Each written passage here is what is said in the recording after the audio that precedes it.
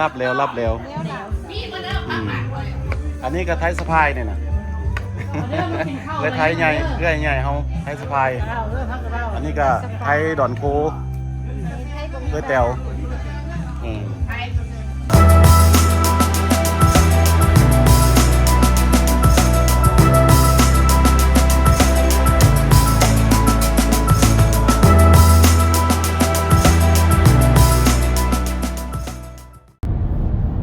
ก็มานับกัน2 คนฟังมูไปหาเขา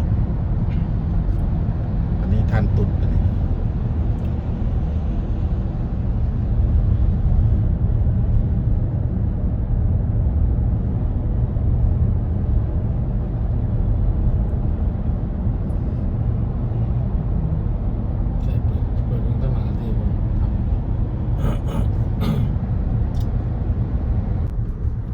ตอนนี้ก็กำลังขี่ออกไปสวนอยู่ฮาวายมี2 ฝั่งเนาะฝั่งหนึ่งเป็นในเมืองแล้วก็ฝั่งหนึ่งเป็นทั้งสวนฝั่งสวนนี่จะมีภูกันทางกลางแบบนี้แหละภูสิกันทางกลางฝั่งนั้นฝั่งหน่วยภูฝั่งนั้นเป็นสวนฝั่งทางในเมืองก็สิมันฝั่งดาวเทาทางฝั่งที่อันนี้เขาขี่มาเส้นทางพาลีเขาเอิ้นพาลีไฮเวย์เพื่อว่าจีไปสวนทางฝั่งนั้นไปสวนไวบานาโล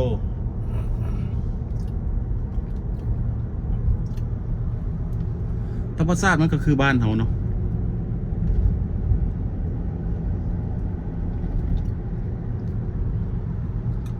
เอาผู้ใดบ่เคยเห็นบ่ท่านได้เห็นเทือฮาวายในเบิ่งเอาเด้อสิเป็นคล้ายๆแบบนี้แหละ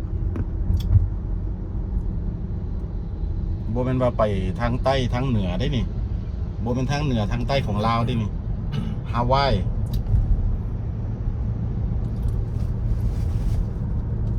สิเป็นประมาณนี้แหละกำลังทำตอนนี้ก็6-7 โมงละ6 โมงป่ายแล้วมันจะคำหน่อยหนึ่งละบัดมื้อหน้าจึงก็สิทายเอาเส้นทางตัวใหม่ไปทางใหม่ส่วนนี้สิไปได้หลายทางแต่ว่าทางนี้เส้นทางหนึ่งมันเขาเอื้นว่าไฮเวย์พาลีไฮเวย์แล้วก็ต่อไปลิกิไฮเวย์แล้วต่อไป X3 ไฮเวย์ที่ข้ามไปฟากพุ่นได้แล้วตัวหนึ่งฮันอ้อมกอฮันก็ X2 เขาสิทายเส้นทางแถวนั้นให้เบิ่งต่อไปแต่วันนี้เขามาทั้งเส้นทางพาลีก่อนที่ข้ามภูหน่วยนี้ได้นี่ก็เจาะทั้งกลาง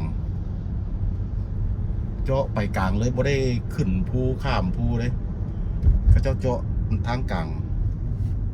เป็นเทอร์โนไป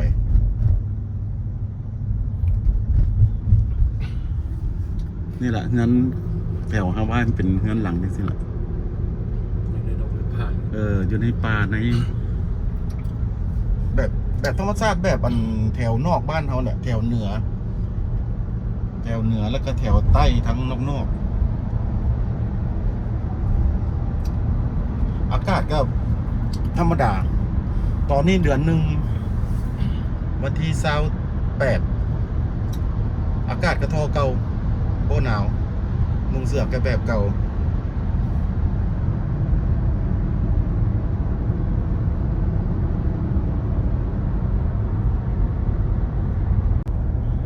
อันนี้ก็ต่อมาเนาะขี่มาอีกประมาณ5-6 นาทีทั้งภูเลยอันนี้มันขึ้นขึ้นโน้นภูแล้วนี่ทั้งภูเลย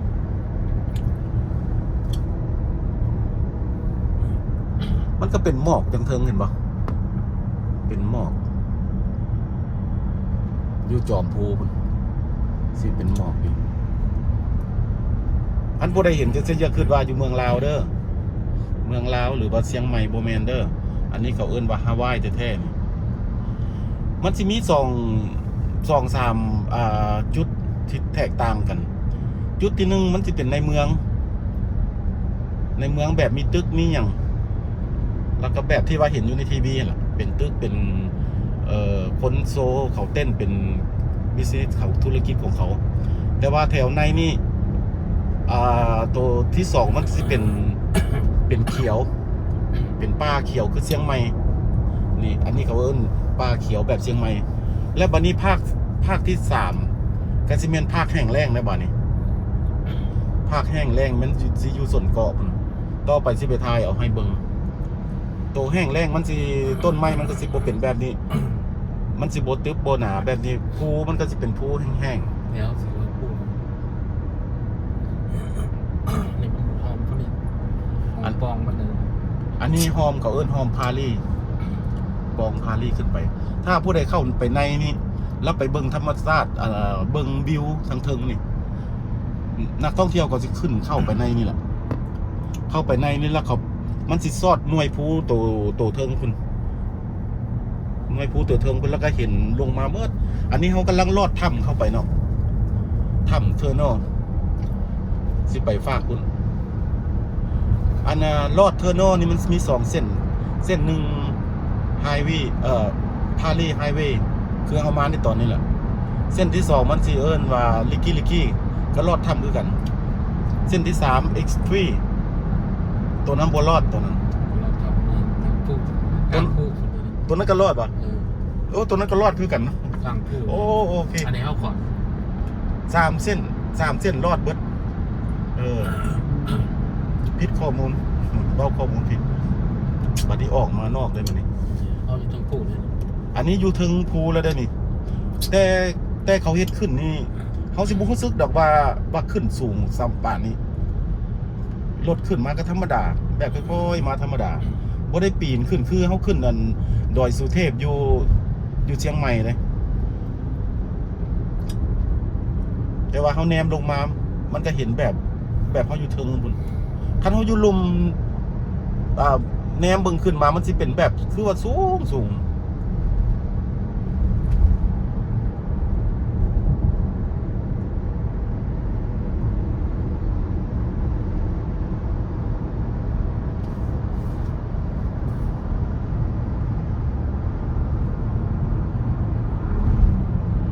มื้อนี้ก็อยากบดได้เนาะมื้อนี้เนาะอากาศมันก็สิเป็นแบบสองฝั่งคันฝั่งในเมืองแจ้งเพราะว่าตะเวนตกทางในเมืองตอนแรงๆจังซี่ทั้งฝั่งนี้สิมืดก่อนนี่คือเฮามานี่ค่อนข้างจะมืดแล้วเพราะว่าตะเวนตกดินอยู่ฝั่งทางหลังนี่ทางในเมืองนี่จะเป็นขึ้นค่อยขึ้น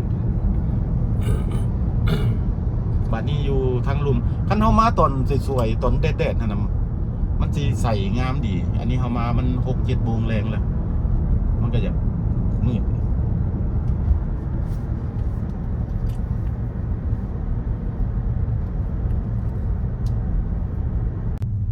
อันนี้ก็ประมาณ 7 โมงปลายแล้วเนาะอยากมืดแล้ว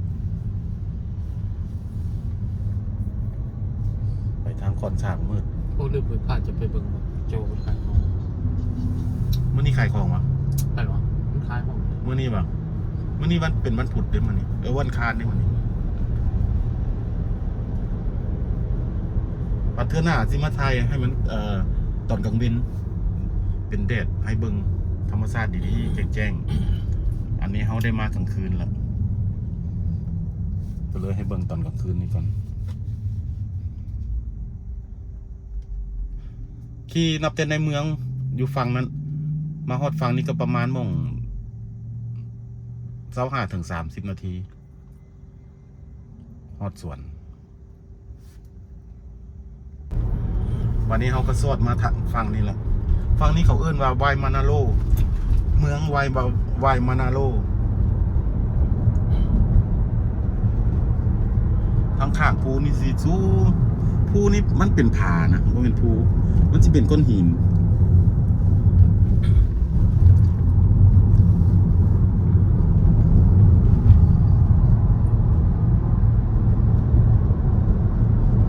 อันนี้ใกล้สิฮอดบอลสวนแล้ว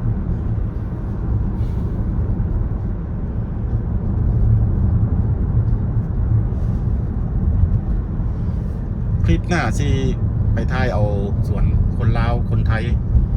ที่เขาเจ้าเห็ดสวน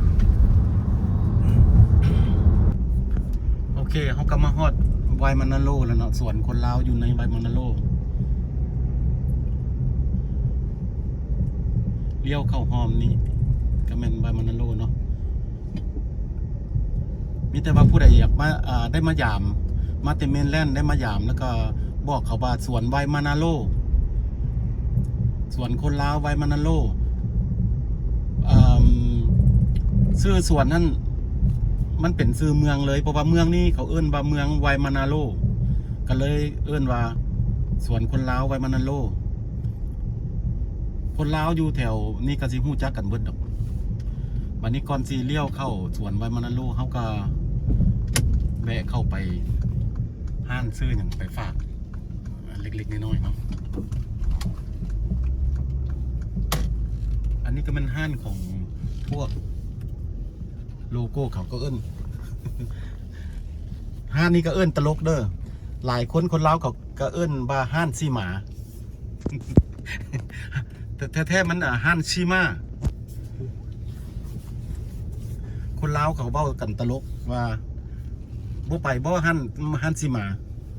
ก็บ่ว่าตลกดอกเพราะว่าคนเฮามักเว้ากันง่ายๆเนาะเว้ากันง่ายๆแล้วก็เอิ้นว่า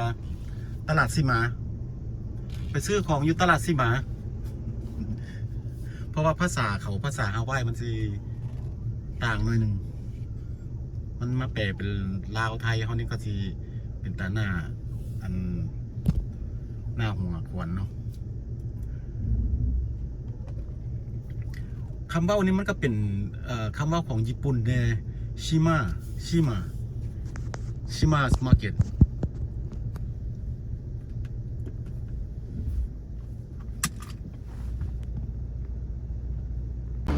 อันนี้ก็ตลาดชิมามาร์เก็ตเวลาเบ้ามันก็ต้องเบ้าภาษาให้สำเนียงเป็น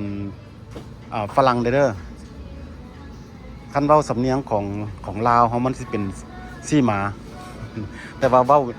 สำเนียงของญี่ปุ่นของภาษาเขาอยู่นี่เขาเอิ้นชิมามาร์เก็ตเขาสิมีการเบิ่งราคาที่เขาเจ้าขายกันเบียร์ไฮนิเก้น12 ขวด$19 99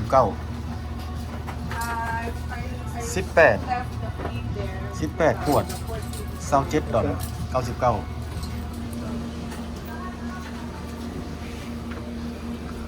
โคโรนาก็คือกันเบียร์โคโรนากับ$19 99ต่อ12 ขวด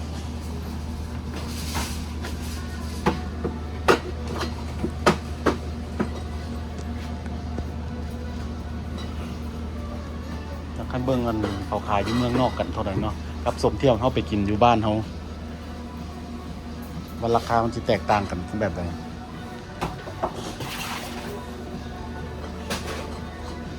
ป่านนี้มาเบิ่งไวน์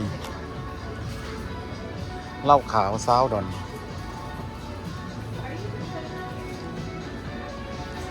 ไวน์ตัวแถวนี้มันก็ถึกๆได้น้อยนึงเนาะมันก็สิ$10 $13 $19ที่ขายอยู่เมืองลาวก็มีก็มัน$9 99 $10เป็นคล้ายๆราคาแบบนี้แหละ$17 99เป็นไวน์กาฟุต$14 99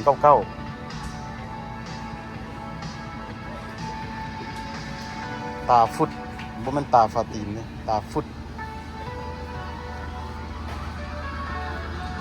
โอเคเป็นซีเรียล$7.99 2 อันต่อ$8 2 อันต่อ$6ขายออนเซลอันละ$6ราคานี้สิแพงกว่าอยู่เมนแลนด์หน่อยหนึงอยู่แผ่นดินใหญ่ของเฮาของอเมริกาบอนนี่บอนก็เจ้าขายปลาดิบคันเฮามาเว้นหน่อยหนึงก็เจ้าสิเลี้ยนขายปลาดิบเต็มอยู่นี่แต่ว่าเฮามากาบักคำแล้วมันเขาใกล้สิเลิกแล้วเขาก็เก็บไว้ละราคาปลาดิบนี่ก็พาวนึงเขาเอิ้นพาวเนาะพาวนึงก็$15ขึ้นไปคันตัวใหม่ๆได้ก็$27 $30ต่อพาวนึงอันนี้โลมีไซมันก็เจ้าขาย$10 99ข่าวบักเล่นพระป่นครับปลาไซมัน 10 ดอล 99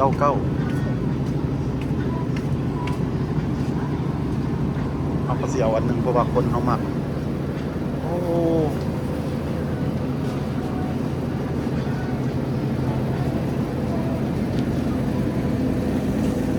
ปลานิ่ม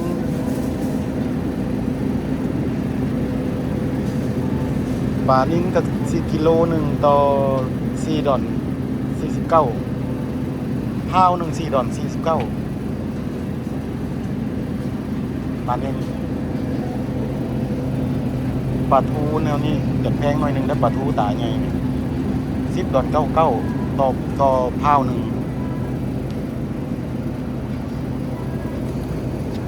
ปลาดิบนี่28 ดอล 99 28 ดอล 99ต่อกิโลหนึ่งต่อข้าวหนึ่ง28 ดอล 99ต่อปลาดิบหนึ่งอันนี้รีวิวเพราะเป็นคร่าวๆเนาะให้คนรู้จักว่าอยู่ฮาวายก็เจ้าขายกันกิโลหนึ่งสิ้นหรือว่าป่ามันสิละกิโลเท่าไหร่ละข้าวละเท่าไหร่อันนี้ข้าวหนึ่งต่อ999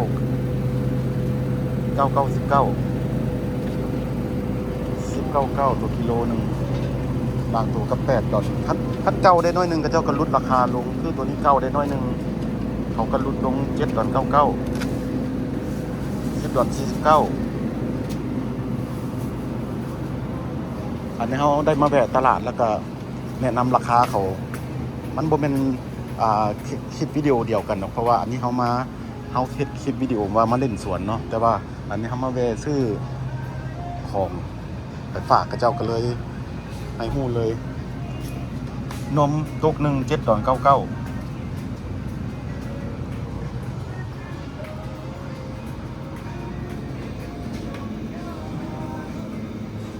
หมากไม้แอปเปิ้ล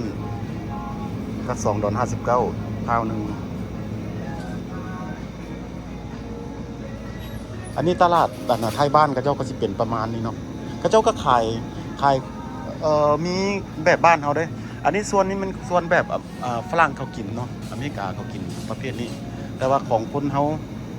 าก็มีคือกันเขาก็กินเองคือกันเขาก็ปลูกแบบ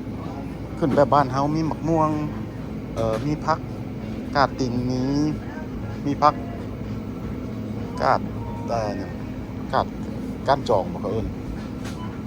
แล้วก็มีผักชอยซ้ำก็คือผักกาดซ้อมซุกินี่มะเขือยาวและข้าวโพดสาลีบล็อกเกอรี่อยู่นี่เขาปลูกได้เบิดเพราะว่ามันบ่มีหนาวมีร้อนตลอดปีของเขาสิปลูกกันเองอยู่ในเกาะนี่แหละผักชีผักหอมป้อมบล็อกเกอรี่แต่ว่าอันนี้นี่มาจากแผ่นดินใหญ่เมนแลนด์อันนี้เขาปลูกเองอยู่นี่ก็มีแต่ว่าคันบ่มีอยู่นี่เขาก็ไปเอาคันบ่พออยู่นี่เขาก็ส่งมาจากเมนแลนด์ก็คือแผ่นดินใหญ่ของอเมริกา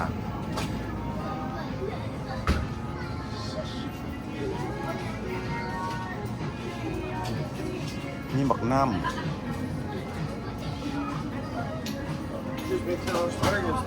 มีบักฮุ่งต่ำของเขาเนี่ยเขามีขายเพราะว่าของจำพวกนี้ที่มัน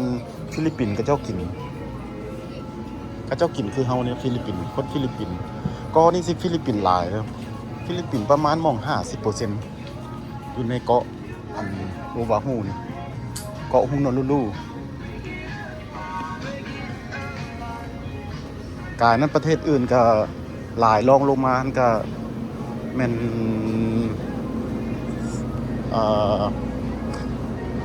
ที่แม่นปนกันไปเวียดนามลาวจีนจีนที่2ที่1มันฟิลิปปินส์ที่มีหลายกว่าหมู่อยู่ก่อนที่2มันจีนกายนั้นก็ปนกันไปพูดมีหน่อยที่สุดอยู่ก่อนนี่ก็คือ1เขมรพอนับได้นับครอบครัวได้กับเขมรกับม่งนี่บ่เห็นเลยม่งอยู่เกาะฮาวายนี่บ่เห็นเลย โบเห็นให้หู้เลยนะ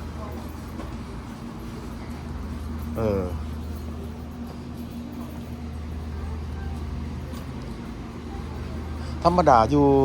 อเมริกาอันแผ่นดินใหญ่ก็เจ้าสิมีม่งสิหลายแต่ก็นี่บ่มีม่งเขมรก็บ่มีหลายครอบครัวแบบพอนับได้อยู่แหละกับเม็กซิกันก็บ่มีก็มีอยู่หั่นเม็กซิกันแต่ว่าก็พอนับได้คือกันบ่หลากหลายเนาะในตลาดชิมานี่ก็ประมาณนี้เนาะโอเคบัดนี้จักหน่อยเฮาสิแวะเข้าไปสวนสิไปถ่ายจักเล็กจักน้อยให้คนเฮารู้จักแนะนำว่าผู้ใดได้มาเที่ยวฮาวายก็อย่าลืมแวะมาสวนไวมันนาโลเอาหลังจากเขาซื้อของซื้อหนังจักเล็กจักน้อยละเขาก็ขี่เข้ามาในสวนไวมันนาโลอันนี้เขาสิทายให้เบิ่งว่ามันเป็นในกลางคืนเนาะกลางคืนก็แนวนี้แหละบ่อยากมีไฟปานใดตอนกลางคืนมันสิบ่เห็นธรรมชาติทิวทัศน์ปานใดมีผาทั้งหน้านี่สิสูงมื้อหน้าสิถ่ายตอนกลางเว้นให้เบิ่งว่าผานี่สูงส่ำใดเป็นคือเฮาไปเที่ยวบ้านเฮานี่ล่ะเมืองลาวเมืองไทยเฮาคล้ายๆคือกันแถวบ้านนอกธรรมดานี่ฮาวายนี่มันสิเป็นเกาะแล้วก็เป็นเขาเอิ้นว่าบ้านนอกสมควรแต่ว่าที่ว่าเห็นว่ามันหรูหราก็คือนักบิสเนสกับเจ้ามาเฮ็ดธุรกิจกันมาเฮ็ดรายการให้นักท่องเที่ยวมันก็เลยเขาก็เลยไปโฆษณาบิสเนสของเขาธุรกิจของเขาก็เลยเบิ่งคือว่ามันสิหรูหราแต่ว่าส่วนหลายมันสิเป็นป่าไม้คือจังซี่ล่ะปลูกหยังได้ตลอดปีเป็นพักเป็นหยังได้ต้องได้ปลูกตลอดปีเฮาก็แบะเข้ามาในสวนกับเจ้าล่ะก็มีคนลาวคนไทยคนลาวกับคนไทยกับเจ้าก็ไปน้ำกันไปมาหาสู้กันไปใส่ก็ไปน้ำกันอันนี้กับเจ้าก็บ่ได้มาทุกมื้อดอกทิศนึงก็เทื่อนึง2เทื่อมาเล่นสวนกับเจ้ามาร้องเพลงเล่นกับเจ้าก็มีคาราโอเกะ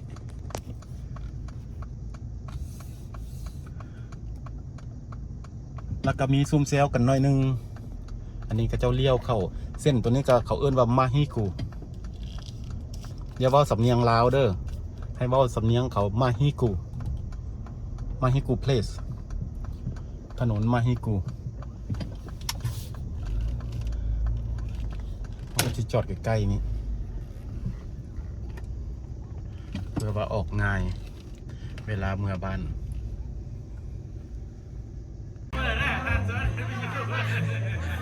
เดี๋ยวนี้บรรยากาศเข้ามาในสวนเขาเนาะก็ตอนนี้มันก็7 โมงแรงคนกระโบท่านเข้ามาหลายปานใดคนกระโบได้เข้ามาหลายปานใดเนาะอันนี้ก็เจ้าของบ้านเจ้าของเงินอยู่นี่แหละคนมีสวนแล้วคนก็เฮ็ดให้จัดให้คนเฮามาซุ่มแซวกันซื่อๆบ่ได้มีรายการหยังดอกมีแต่ซุ่มแซวกันซื่อๆซุ่มแซวม่วนซื่นกันซื่อๆตอนยามเวลาเลิกเวียกเลิกการมาตะกี้ก็คาราโอเกะก็เจ้าก็เฮ็ดอยู่นี่บัดนี้ก็เจ้าก็เปลี่ยนมานี่ตอนแรงอันนี้มันลาบแล้วลาบแล้วอันนี้ก็ไทยสะพายเนี่ยนะ